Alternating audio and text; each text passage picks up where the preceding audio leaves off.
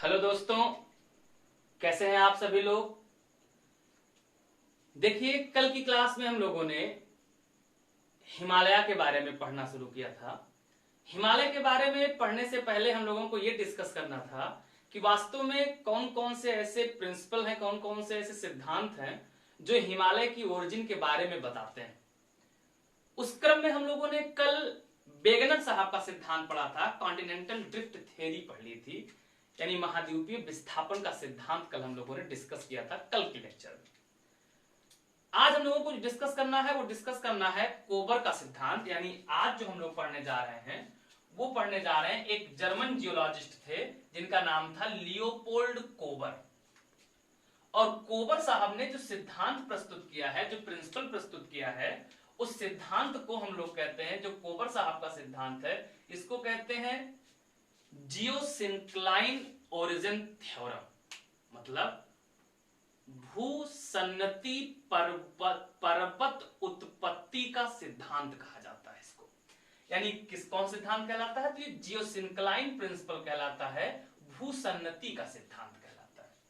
पहली बात तो हम लोग ये समझने का प्रयास करेंगे कि वास्तव में भूसन्नति किसे कहते हैं, जियोसिंक्लाइन किसे कहते हैं।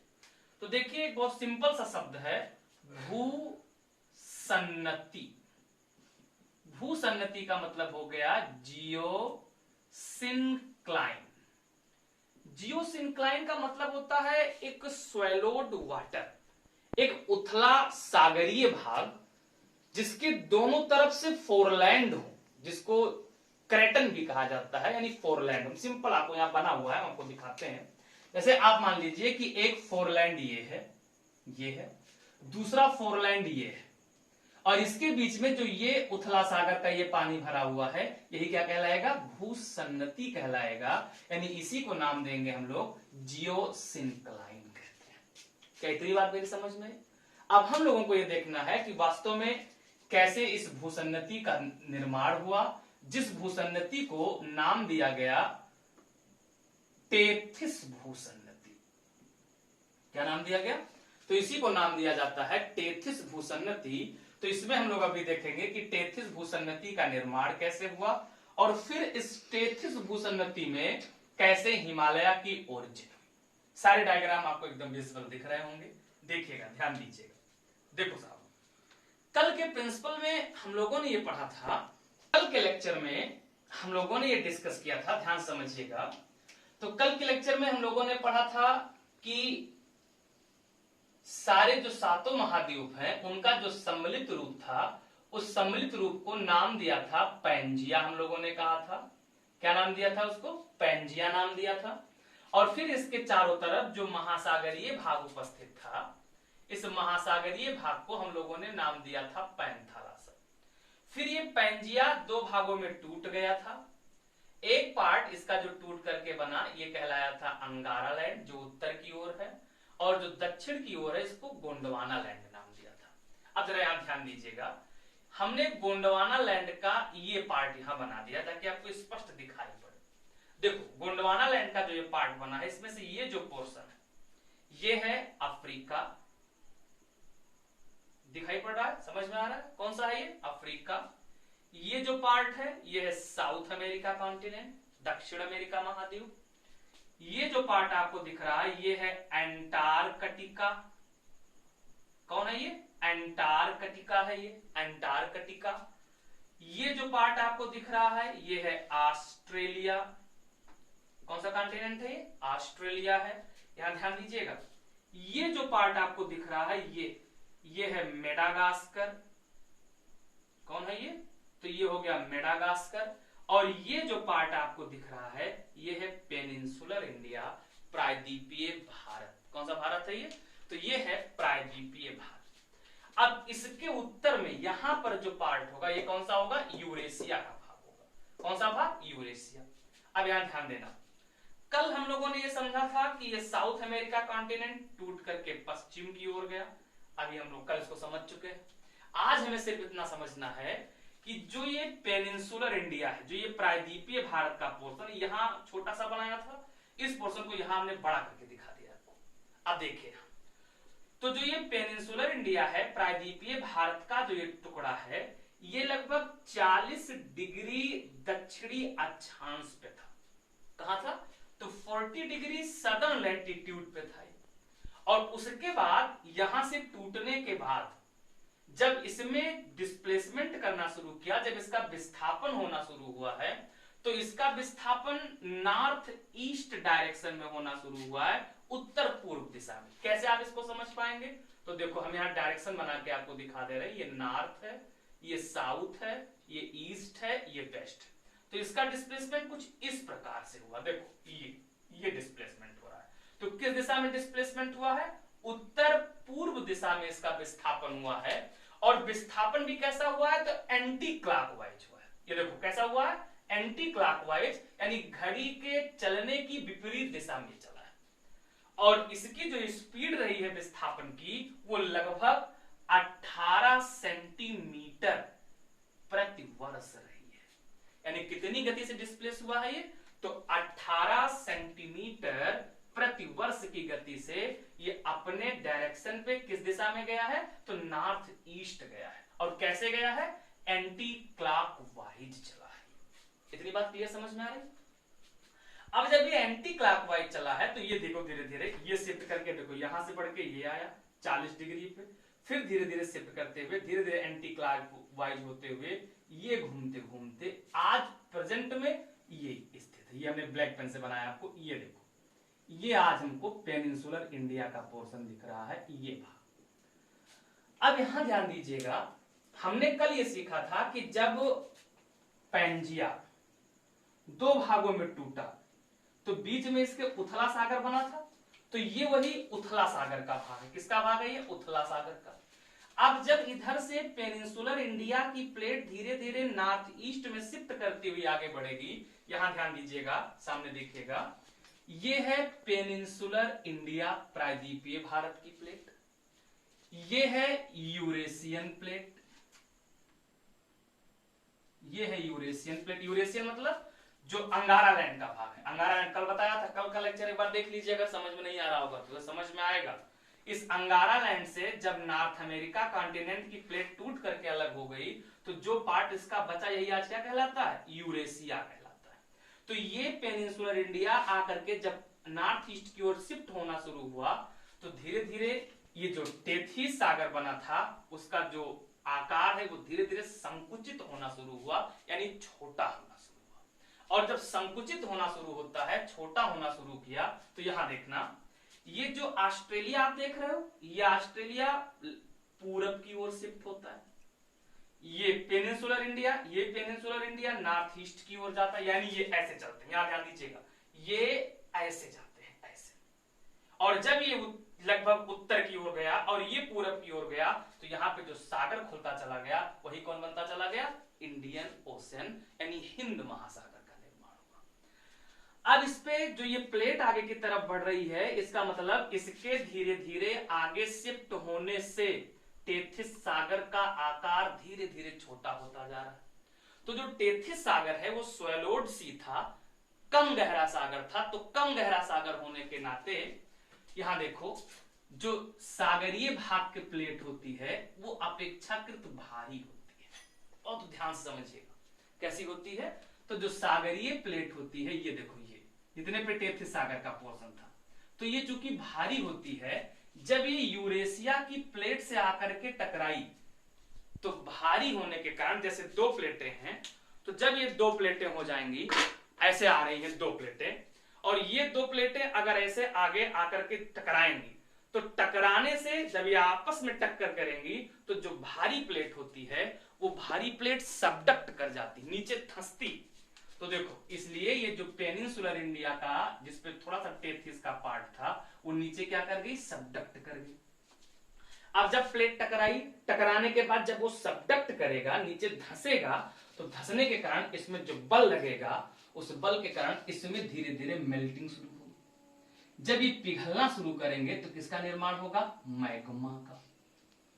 किसका निर्माण होगा? मैग्मा का, यानी ये हॉट स्पॉट बन जाएगा वॉल्केनो का।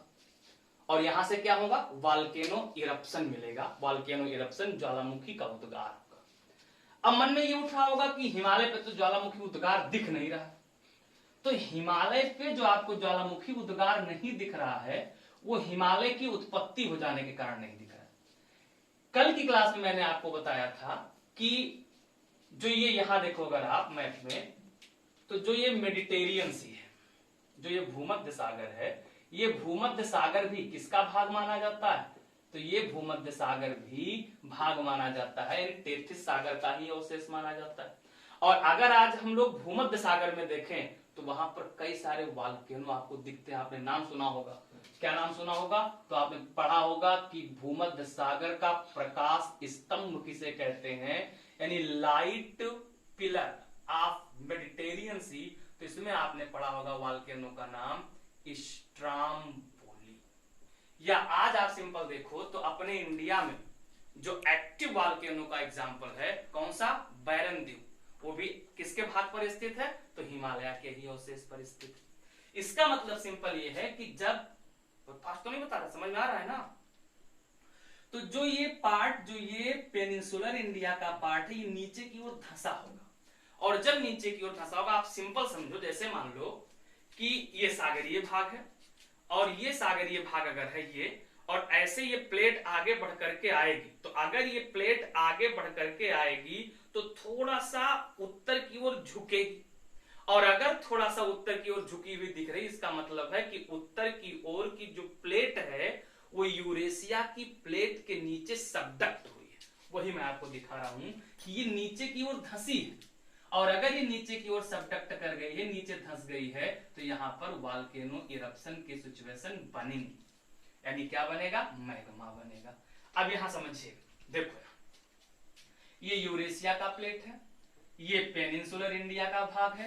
जब ये दोनों आपस में मिले, अब जो ये उथला सागर आपको दिख रहा है, इसी उथले सागर को कोबर साहब ने कहा टेथिस भूसन्नति।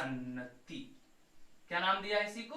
तो इसी को नाम दिया गया है टेथिस भूसन्नति, या इसी को हम लोग कहते हैं टेथिस जियोसिनक्लाइन, या उसे सिंपल भाषा में हम लोग कह देते हैं टेथिस सागर।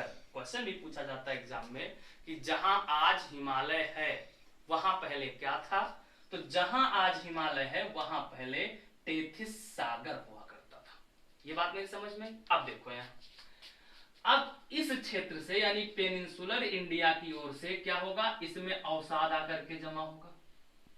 इधर से जो यूरेशियन का प्लेट है, इधर से आकर के यहां से इरोजन होकर के यहां से वेदरिंग होगा, यहां इरोजन, यहां वेदरिंग होगा, और यहां के सेडिमेंट आकर के धीरे धीरे इस टेथिस भूसन्नति में डिपॉजिट होना शुरू करेंगे। और जब इस टेथिस भूसन्नति में ये अवसाद जमा होना शुरू करेगा तो इससे इसकी तलहटी पर दाब बढ़ेगा, और जब इसकी तलहटी पर दाब बढ़ेगा तो दाब बढ़ने के कारण ये दोनों प्लेटें और संकुचित होकर के पास पास आएंगी। बात समझ में आ रही? हमने आपको ये बताया कि ये टेथिस भूसन्नति बन गई। जब ये टेथिस भूसन्नति बन जाएगी तो इसका वेदरिंग और इरोजन होगा, अपक्षय और अपर्दन होगा, इसका अपक्षय अपर्दन होगा। इधर की जो नदियां होंगी वो भी अब इसमें आके गिरेंगी, यहाँ की जो नदियां होंगी वो भी आकर के इसमें गिरेंगी। तो ये अपने अवसाद ला करके इसमें जमा करेंगी, और जब ये अपने अवसाद ला करके इसमें जमा करेंगी, जब इसमें इनका अवसाद जमा होने लगेगा, जब अवसाद जमा होगा तो इसी को कहा जाता है अवसाद का जमा होना। इसको हम लोग कहते हैं सेडिमेंटेशन। क्या कहलाता है? तो इसको कहा जाता है सेडिमेंटेशन। सेडिमेंटेशन का मतलब हो गया डिपोजिशन ऑफ सेडिमेंट, यानी अवसाद का जमा होना ही अवसादीकरण कहलाता है। तो किसमें अवसाद जमा होना शुरू हुआ? टेथिस सागर में अवसाद जमा होना शुरू हुआ। तो इसी को हम लोग क्या बोलेंगे? तो कि टेथिस सागर में अवसाद जमा हो रहा है तो इसी को कहा जाएगा सेडिमेंटेशन। हालांकि कोबर साहब पूर्णतः सेडिमेंटेशन का कांसेप्ट नहीं देते, वो ये बताते हैं कि जैसे मान लो कि आज सेडिमेंट जमा हुआ, फिर दूसरा लेयर उस पे सेडिमेंट का जमा होगा, फिर तीसरा लेयर जमा होगा, फिर चौथा लेयर जमा होगा। That means layer to layer deposition of sediment. जब सेडिमेंट का, अवसाद का परत दर परत जमाव होता चला जाएगा तो जो नीचे का सेडिमेंट होगा, यानी मान लीजिए कि ये जो सेडिमेंट का पार्ट होगा, ये धीरे धीरे कैसा होता जाएगा, तो मजबूत होता चला जाएगा। और जब ये मजबूत होता जाएगा तो इससे रॉक का निर्माण हो जाएगा, चट्टान का निर्माण हो जाएगा। इसी को कहा जाता है लिथिफिकेशन। क्या बोलते हैं, तो इसको कहते हैं लिथिफिकेशन। कोबर साहब यहीं से बताना शुरू करते हैं। क्या कहते हैं इसको, लिथिफिकेशन। लिथिफिकेशन का मतलब हो गया चट्टानीकरण, यानी चट्टान का निर्माण होना। और जब चट्टान का निर्माण होगा तो इस पे बल बढ़ेगा, और बल बढ़ने से, प्रेशर बढ़ने से, दाब लगने से ये प्लेटें और पास पास आएंगी। जब ये पास पास आएंगी, इसका बल बहुत तेजी से इस पे काम करेगा, तो धीरे धीरे इसी में वलन पड़ना शुरू होगा। और इसी में वलन पड़ने से, देखो जब यूरेशियन प्लेट के पार्ट में वलन पड़ा, इस वाले पार्ट में जब वलन पड़ा, तो इससे जो रेंज बनकर के तैयार हुई, इसी को बोलते हैं ट्रांस हिमालय।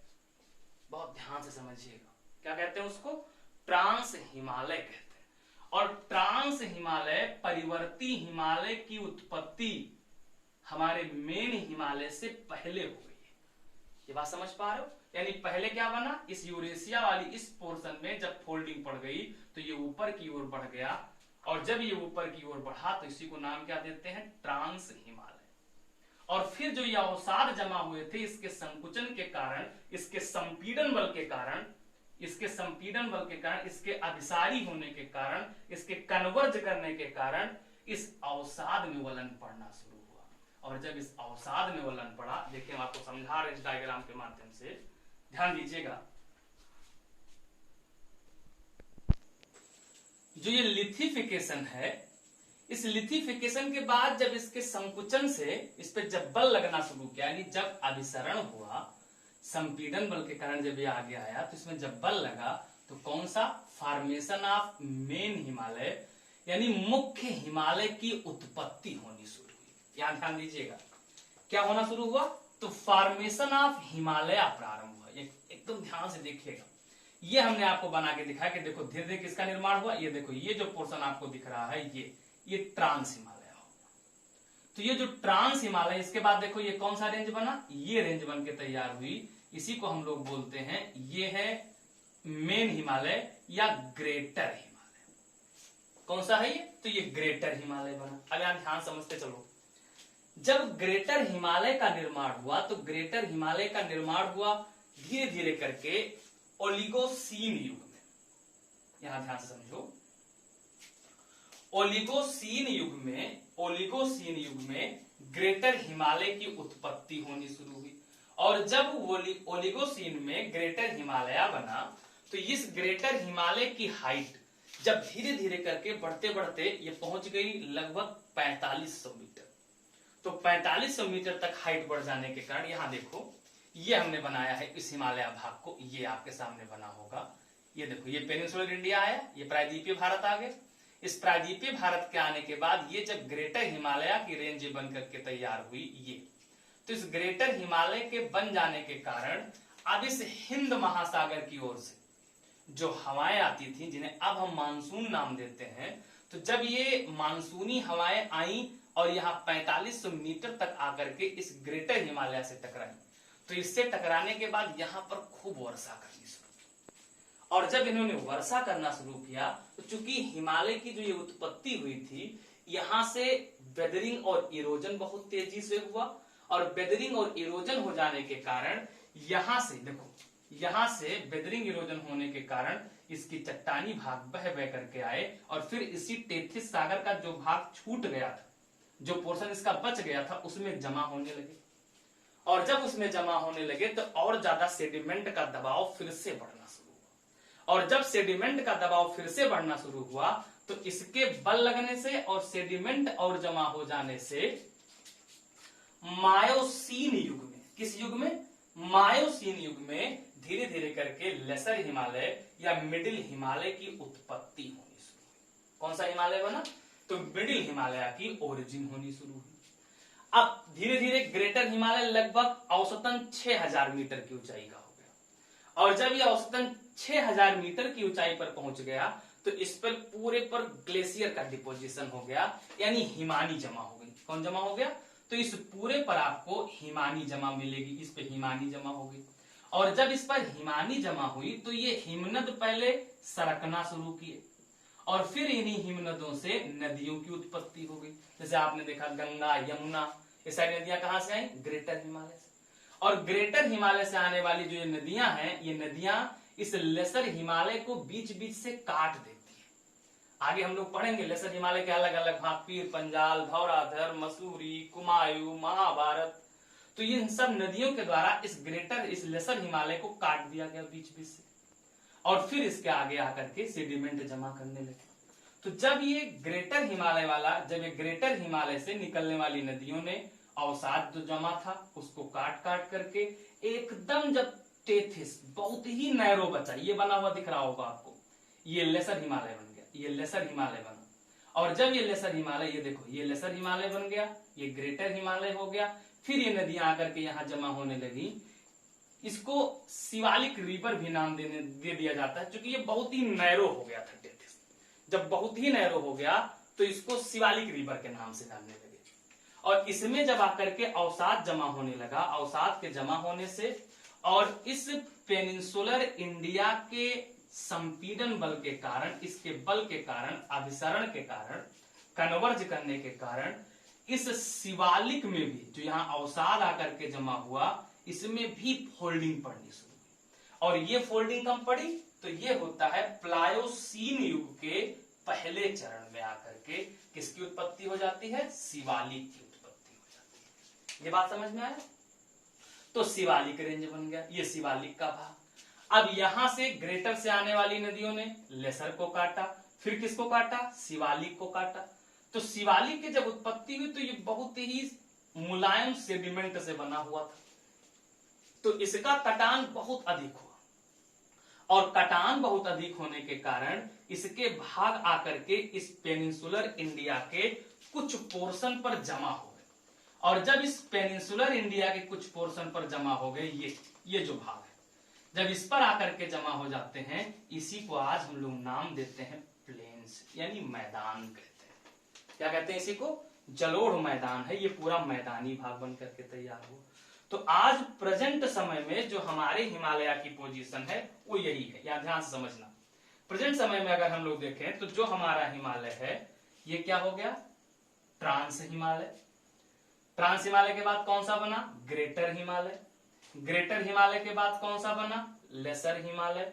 लेसर हिमालय के बाद कौन सा बना? शिवालिक। और फिर शिवालिक के बन जाने के बाद, यहां देखिएगा, शिवालिक के बन जाने के बाद इसमें आकर के क्या जमा हुए? जो अवसाद सारे जमा हुए, इन्हीं अवसादों से क्या बन गया? तो इन्हीं अवसादों से बन गया मैदानी भाग, प्लेन्स का निर्माण हुआ। और ये जो पोर्शन आपको दिख रहा है, ये पोर्शन पेनिनसुलर इंडिया का है, ये प्रायद्वीपीय भारत का भाग हो गया। तो ये प्रायद्वीपीय भारत का भाग अपेक्षाकृत दक्षिण की ओर थोड़ा ऊंचा रहेगा। और यहां पर हम लोगों को आगे जब पढ़ेंगे पेनिनसुलर इंडिया, वहां हम बताएंगे आपको कि जो अनाईमुडी है, जो कि पेनिनसुलर इंडिया की सबसे ऊंची चोटी है, अनाईमुडी, ये अनाईमुडी जो कि अन्नामलाई पर स्थित है, इसका नाम है अनाईमुडी। ये 2695 मीटर ऊंची है, 2695 मीटर ऊंची है। इससे जब हम लोग उत्तर की ओर बढ़ना शुरू करते हैं, जैसे कुद्रेमुख आ गए, महाबलेश्वर आ गए, तो इसकी हाइट इसकी अपेक्षा कम होती जाती है। जो ये प्रदर्शित करता है, ये दिखाता है कि दक्षिण की ओर प्रायद्वीपीय भारत, पेनिनसुलर इंडिया की ऊंचाई अधिक है और उत्तर की ओर इसकी ऊंचाई क्या है? कम है। उसके बाद फिर प्लेन्स है, जो कि गंगा, ब्रह्मपुत्रा और सिंधु नदी के द्वारा बनाया गया है। ये पूरा मैदानी भाग मेन रूप से कौन है? सिंधु, गंगा और ब्रह्मपुत्रा नदियों ने बनाया। ये हमने आपको समझाया भी है क्लास में। उसके बाद फिर ऊंचाई शुरू होती है, यानी फिर से क्या जाएगा? शिवालिक। शिवालिक के बाद कौन आ जाएगा? लेसर हिमालय। लेसर हिमालय के बाद कौन सा आ जाएगा? ग्रेटर। तो ये पूरा हिमालय का पोर्शन हो जाएगा। फिर मैदानी भाग आ गया, फिर पेनिनसुलर इंडिया का पार्ट बन गया। इतनी बात समझ में आई? तो कोबर साहब ने जो हम लोगों को बताया, उसमें हम लोगों ने ये सीखा, देखिएगा यहां, कि वास्तव में जब दो प्लेटें, एक प्लेट ये हमने बना लिया यूरेशियन की, पेनिनसुलर इंडिया की, और ये प्लेट मान लो यूरेशियन की हो गई, ये पेनिनसुलर इंडिया। अब इसके बीच में जो ये उथला सागर बना, ये जो उथला सागर बना, यही है टेथिस भूसन्नति। और इस टेथिस भूसन्नति में, भूसन्नति का मतलब अभी मैंने आपको बताया है, एक उथला सा सागरीय भाग, एक प्लेट ये, एक तरफ से ये प्लेट का भाग हो गया, ये पेनिनसुलर इंडिया का पार्ट हो गया, और ये कौन सा हो गया, यूरेशिया का पार्ट हो गया। तो ये यूरेशिया हो गया। अब अगर हम लोग देखें तो इसमें जब अवसाद जमा होना शुरू होता है तो इसी को नाम दिया जाता है, अवसाद जमा होने को अभी हमने समझा है, इसको कहते हैं सेडिमेंटेशन। क्या नाम देते हैं, तो इसको कहते हैं सेडिमेंटेशन, अवसादीकरण, यानी सेडिमेंट का जमा होना। फिर धीरे धीरे सेडिमेंट मजबूत होना शुरू होगा तो उसको बोलेंगे लिथिफिकेशन। क्या नाम देते हैं, लिथिफिकेशन। लिथिफिकेशन का मतलब होता है चट्टानीकरण, यानी चट्टान का निर्माण होना, मजबूत सतह बनना। फिर जब इस पे बल लगना शुरू करेगा, संपीड़न बल कार्य करेगा, तो जिसके कारण, या इसी को कहते हैं अभिसरण करना, कन्वर्ज करना। तो जब ये कन्वर्ज करेगा, अभिसरण करेगा, तो इससे क्या होगा, इस अवसाद में ओरिजिन होगी, इसकी उन्नयन होना शुरू होगा, ये ऊपर बढ़ेगा। ये जब ऊपर बढ़ेगा यानी हिमालय का निर्माण हुआ, ये तीनों रेंज हो गई। तो जब हिमालय का निर्माण होना शुरू हुआ, इसको कहते हैं ओरोजेनेसिस। ओरोजेनेसिस का मतलब होता है उन्नयीकरण, यानी यहाँ के अवसाद का ऊपर बढ़ना। ये क्या कहलाता है, ओरोजेनेसिस कहलाता है, उन्नयीकरण कहलाता है। तो ओरोजेनेसिस का मतलब हो गया उन्नयीकरण।